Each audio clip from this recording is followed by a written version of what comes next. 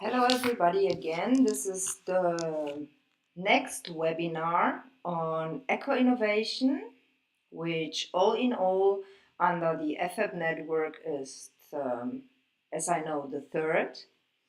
So welcome again. My name is Alexandra David from the Institute for Work and Technology, and as already pointed to yesterday, to the seminar or webinar getting eco-innovation on the market.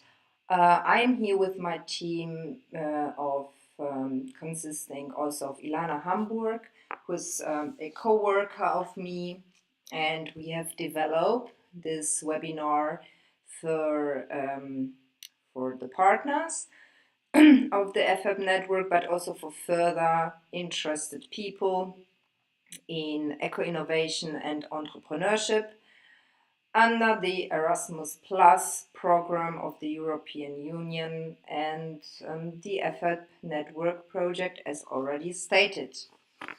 Well, in the today's sessions, we are talking about online resources for eco-innovation, so let's say tools and online links which can be supportive. Also sources and data as well as information which can be supportive to establish an eco-innovation on the market. So let's say this is the second part of the yesterday's webinar. And because this one is some shorter than the yesterday's, I would like to again point to the importance of eco-innovation, which I tried yesterday already. And today I would like to get into this first in a extended version, let's say, for those who are more interested.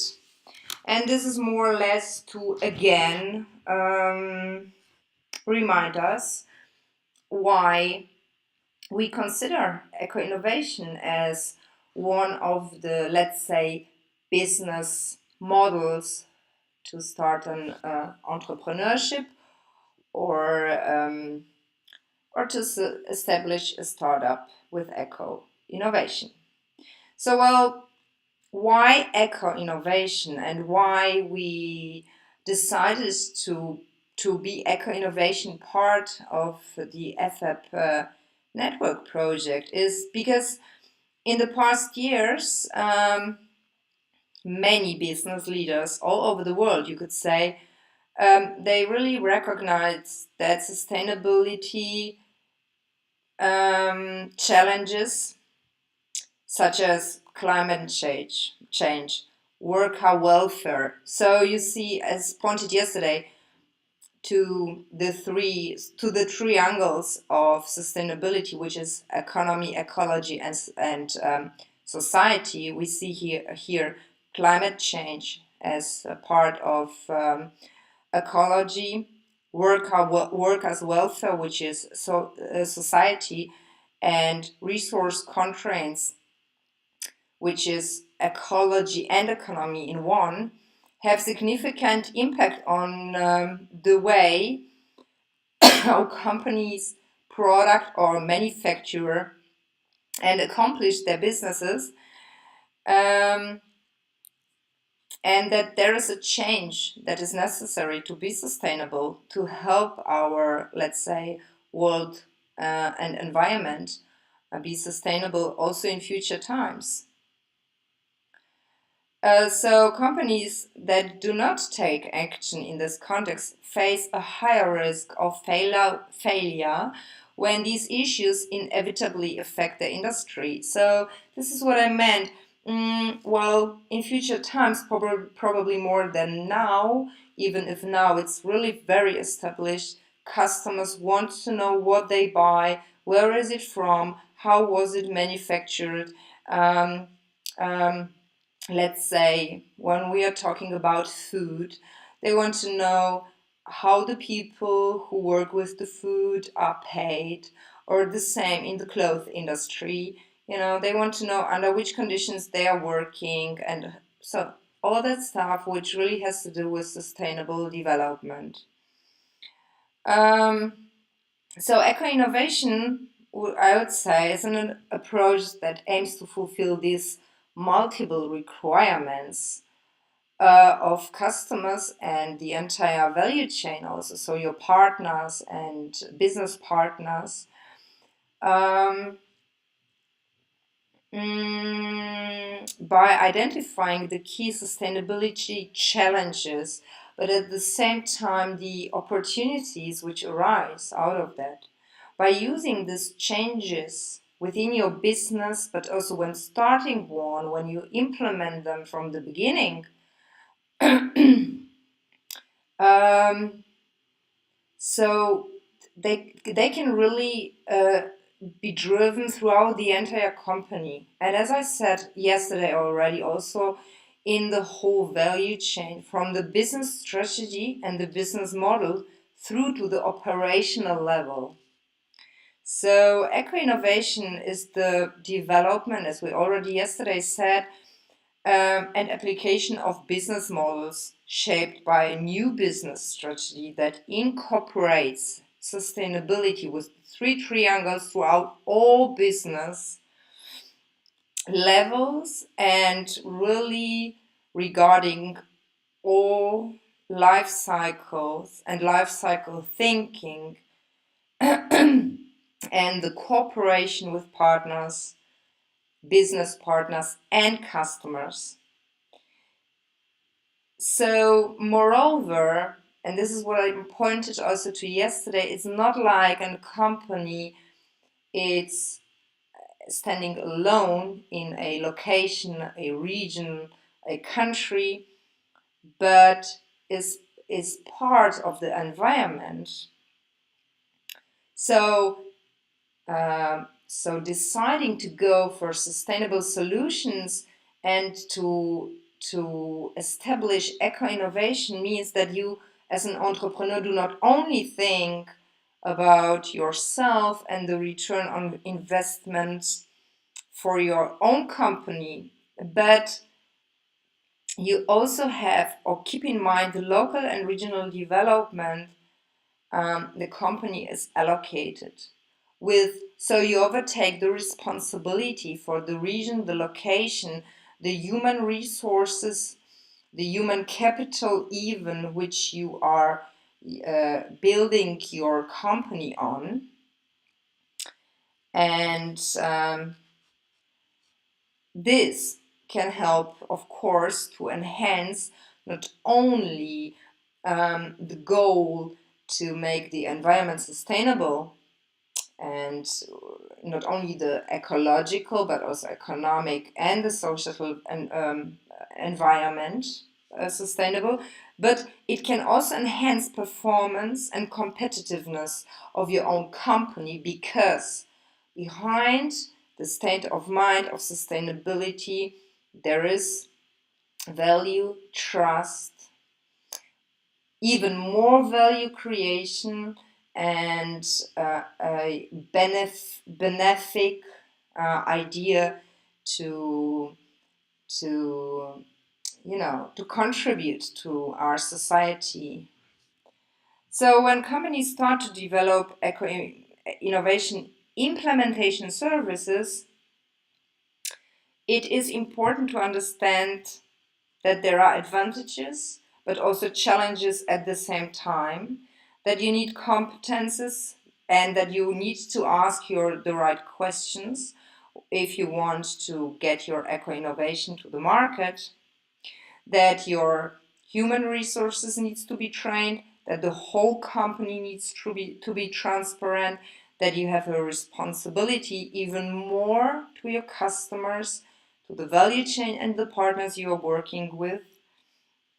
And so this is more or less the key and the driving idea of establishing eco-innovation. So the objective of these training modules um, is, as you can see below, because I don't want to make a longer introduction, this is also the introduction we used for the yesterday's webinar. You can listen to it again if you want. So what we do here is we have a look at skills and resources for eco-innovation which are needed to establish it. The skills and knowledge required to support eco-innovation, sources of data and information. So we will provide you with links which you can use to go deeper into the topic, sources for quantitative data also, and supporting tools if you want to start. So first of all, skills and resources for eco-innovation, and we put it together and say eco-innovation is the development and application of a business model. So a whole model shaped by a new business strategy that incorporates sustainability throughout all business operations based on life cycle thinking and in cooperation with partners across the value chain, and at the best also with your customers. So important aspects to be considered here is the implementation of eco-innovation must begin with a change in the business strategy. So if you have an established business, you change the whole business strategy. If you start one, you start from the beginning and you incorporate it directly from the beginning. So you have to embed sustainability into your business strategy. Changes at the level of the business model are important for changes at the operational level. So eco-innovation requires a holistic approach, really holistic. Again, triangulation of all these, pillars in terms of considering all phases of the product life cycle, from extraction of raw materials through to the end of life. Eco-innovation requires cooperation across the entire value chain. Again here, I know I say it again and again, also a very strong focus on your customers.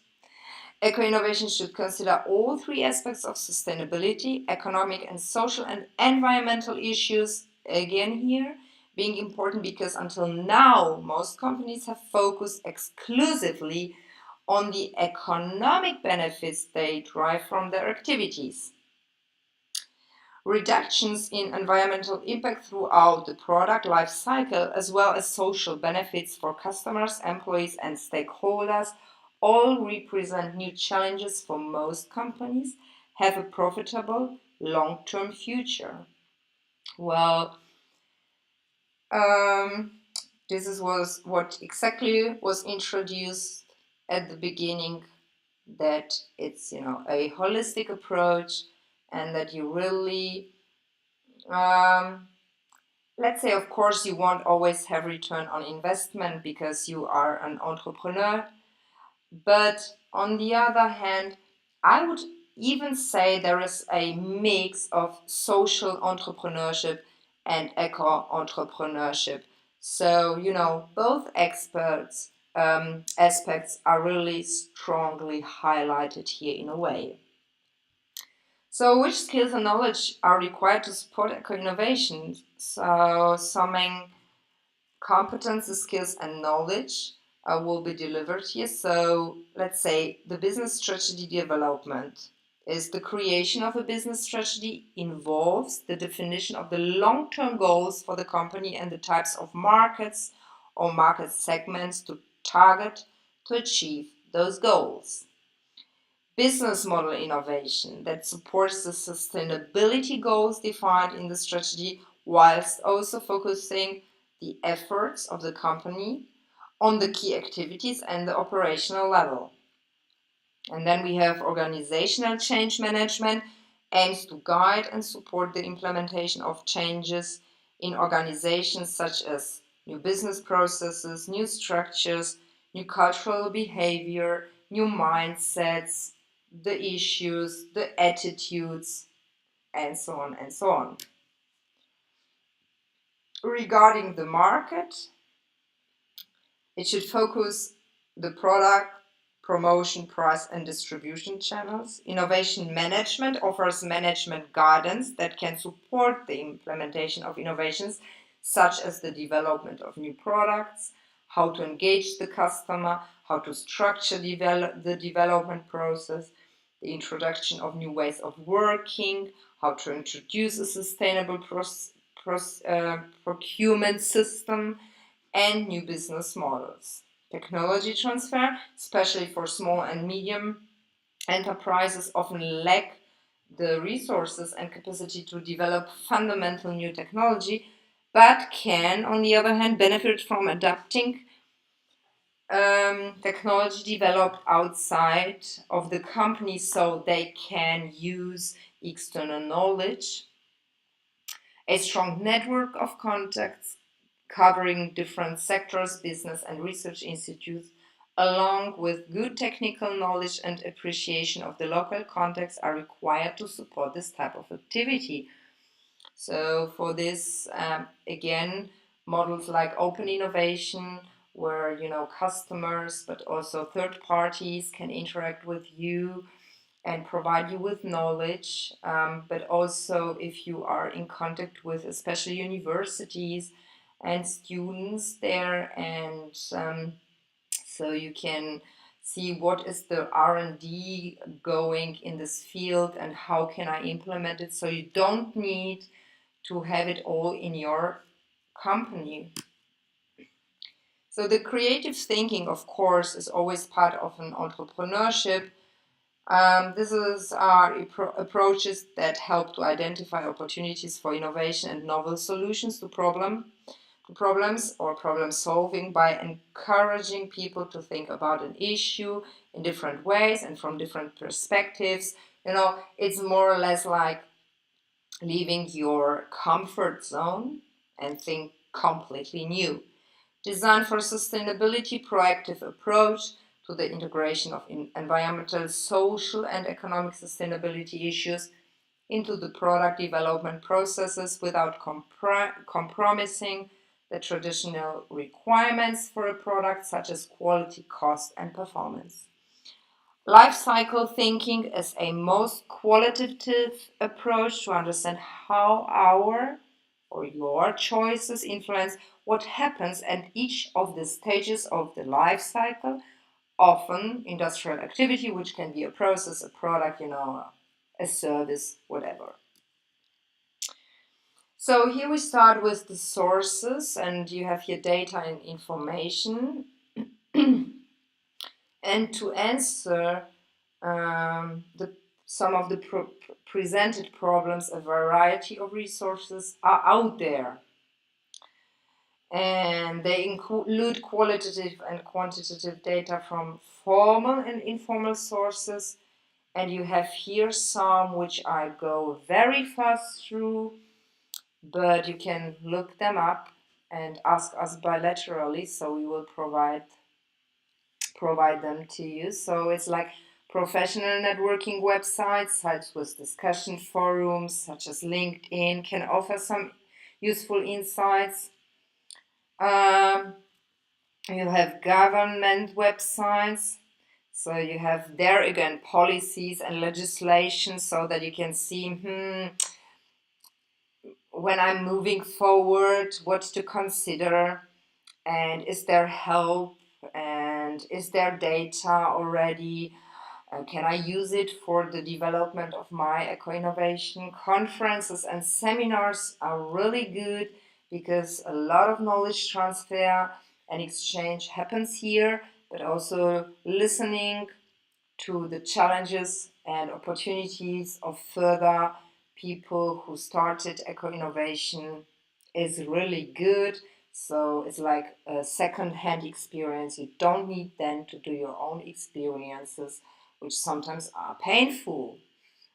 Informal events, like, for example, Green Drinks Initiative, Inappropriate Idea, we have all that line clubs, and all that networking situations. So if you are a type and you want to be there, you can use them. And then trade publications, So many industries have trade publications and they provide us with information, latest developments in R&D, uh, challenges for the industry, and well, yes, you can use it as open source.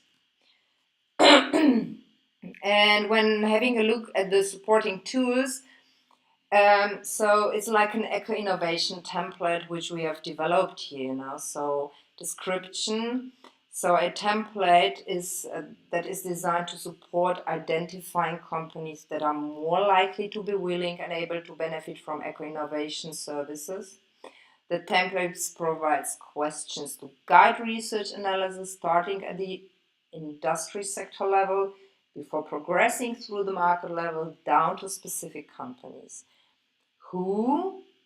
So this tool is intended for use by service providers when it's for the prepare phase, and the inputs are a list of the main industrial sectors and markets that small and medium-sized companies are involved in. Basic information about the characteristics of the main industry sectors, markets, and companies at which they operate are given. And the outputs a prioritized list of companies to target as prospect for eco-innovation implementation services. So here the first example is called Pastel. Pastel provides a simple framework to guide and structure the search for factors that may have an impact on the success and strategy of companies within a popular market. So this tool is introduced to service providers during the prepare phase. The inputs are a market to discover the key opportunities and challenges, and the outputs guidance on important areas to investigate for factors that may have an impact on the success and strategy of companies within a particular market. This can be used to create a structured list of challenges and opportunities, so more or less a SWOT analysis. Then we have life cycle stakeholders, used to help to identify all key stakeholders for the company and think about how they could contribute to eco-innovation activities. So this tool again is for service provider during the prepare phase.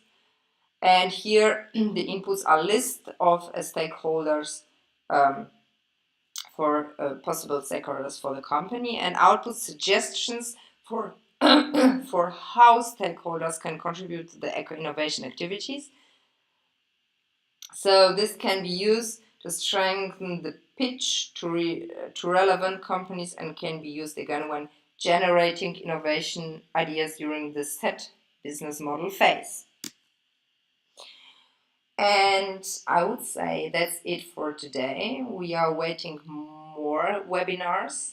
So if you want to contact us, do it by the EFEB webpage, which is placed under this video. You can also do it directly. You can write us or phone us.